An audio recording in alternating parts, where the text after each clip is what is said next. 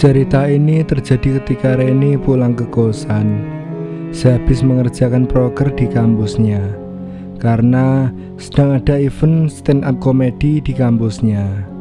Karena event ini cukup besar untuk ukuran kota Surabaya, maka mau tidak mau event ini harus digarap seserius mungkin dan meminimalisir kesalahan seminimal mungkin.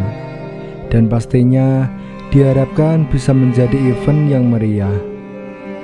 Reni waktu itu jadi seksi konsumsi. Oke, dan harus pulang malam. Dan malam itu mungkin menjadi malam yang menakutkan bagi Reni, sang mahasiswi perantauan. Malam itu di kos Reni terdapat sesuatu yang janggal. Lemari kayunya tiba-tiba bergerak pelan ke arah depan. Gesekan kayu dan lantai terdengar sangat jelas.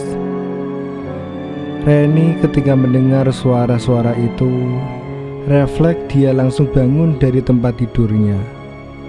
Sambil ucek-ucek mata karena ngantuk, dia cek lemari. Di sini dia sudah mulai merinding. Namun Reni masih mencoba positive thinking.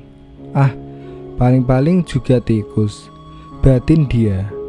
Dia pun kembali rebahan, saking capeknya ngurus proker. Hampir saja ia tertidur. Tiba-tiba lemarinya bergerak lagi. Kali ini seperti bergetar. Tuh kan, tikus lagi, batin Reni. Besok sajalah aku cek, kata Reni agak sedikit kesel. Akhirnya Reni tidur lagi.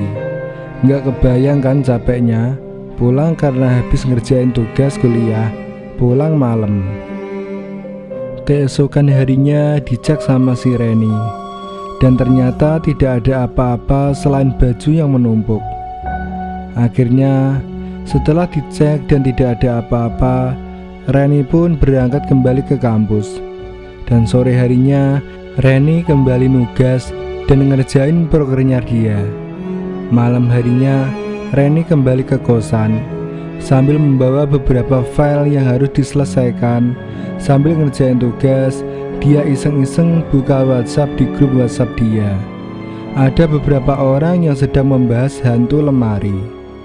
Karena rupanya hal misterius tentang lemari ternyata juga dialami oleh salah satu teman Reni, yaitu Rini. Di tengah sedang asik baca WA, tiba-tiba terdengar suara ketukan dari dalam lemarinya. Reni dengan agak sedikit kaget dan takut mencoba untuk membuka lemarinya. Lemari dibuka dengan pelan-pelan, dan alangkah terkejutnya dilihatnya tangan kurus kering dengan kulit keriput serta kuku tajam sedang mengetok-ngetok bagian dalam lemari. Karena kaget, berteriaklah si Reni.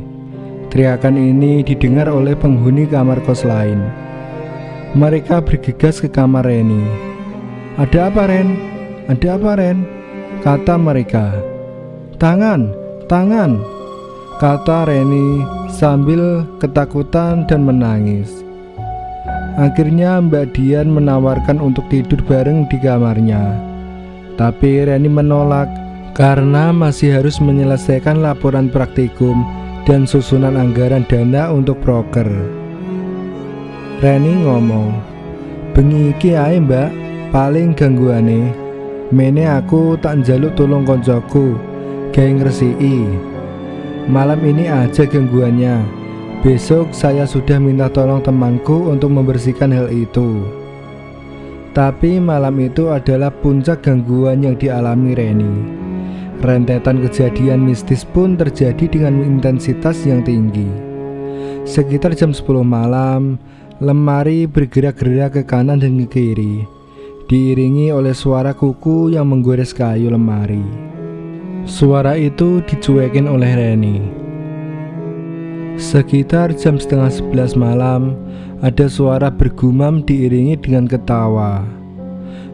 Ketawa yang sangat nyaring. Reni mulai bergidik ngeri. Dia pun segera menjauh dari lemarinya. Tugas dan prokernya ikut ia pindahkan ke sisi pojok dekat pintu masuk. Tidak beberapa lama, sekitar jam 11, ada suara memanggil dari dalam lemari Reni. Suara itu pertama pelan, kemudian makin keras, dan diikuti lemari yang bergetar hebat. Reni pun semakin bergidik ngeri. Di saat itu, Reni hanya bisa berdoa. Ia sengaja membaca doa itu agak keras. Ia berharap makhluk itu segera menyingkir.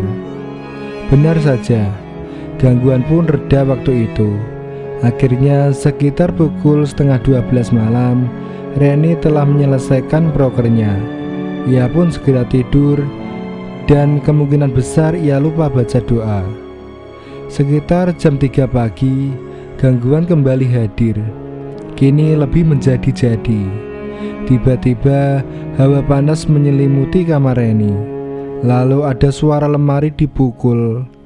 Reni pun kembali dari tidurnya. Sambil berkeringat, ia memandangi lemarinya. Pintu lemari tiba-tiba terbuka. Jari-jari kurus dengan kulit kisut dan kuku yang sangat tajam terlihat perlahan. Tinggi makhluk ini hanya 1 meter. Rambutnya berwarna putih jarang dan panjang, hampir menyentuh lantai. Kulitnya kisut sekali, badannya sangat kurus sampai terlihat tulang. Matanya melotot, giginya ompong, serta wajahnya kisut, keriput, dan pucat. Dengan sedikit bongkok, ia berjalan menghampiri Reni. Reni langsung refleks nyari kunci kamar dan ambil HP. Lalu Reni segera membuka pintu kamarnya. Larilah Reni. Ia pun segera membuka gerbang utama dan lari. Reni akhirnya terduduk di kafe terdekat. Segera ia pesan segelas teh. Setelah itu ia segera kontak teman di WhatsApp-nya. Pukul 4 pagi, baru saya membuka kontak WhatsApp. Beberapa chat dan miss call dari Reni pun menumpuk di HP-ku. Langsung pagi itu aku bergegas menemui Reni. Kupacu sepeda motor Supraku, berharap untuk bertemu dia. Akhirnya setelah 1 jam perjalanan, aku bertemu Reni di sebuah kafe. "Wes suwe toh? Udah lama toh?" kataku. "Wes ke jam 3 mau. Sudah dari jam 3 tadi," kata Reni sambil minum. Kulihat mukanya shock, agak ketakutan. Reni menceritakan semuanya padaku. "Yowes, langsung tak ceke. Endi kunci kamarmu? Tak mlebu dhewe ae. Kowe enten ono nang kene." "Ya udah, kamu tunggu di sini saja. Biar aku yang cek," kataku sambil mengambil kunci kamar Reni. Sesampainya di kosan Reni, aku minta izin pada penghuni kos yang lain untuk memasuki kamar Reni. Karena pas di sana ada bapak kos juga. Sekalian aja aku ceritakan semuanya. Semua pun mempersilahkan. Proses ruqyah ruangan berjalan sangat lancar. Semua hawa panas di kamar Reni hilang bagi angin berhembus. Setelah visualisasi, ternyata 3 kabur dan 2 mati terbakar. Ternyata setelah mendengar cerita penduduk sekitar, ada orang yang sedang melepas ilmu hitamnya. Dan ada 5 jin yang akhirnya bersarang di kamar Reni. Setelah itu, Reni kuhubungi untuk bisa kembali ke kamar. Alhamdulillah semuanya kembali normal.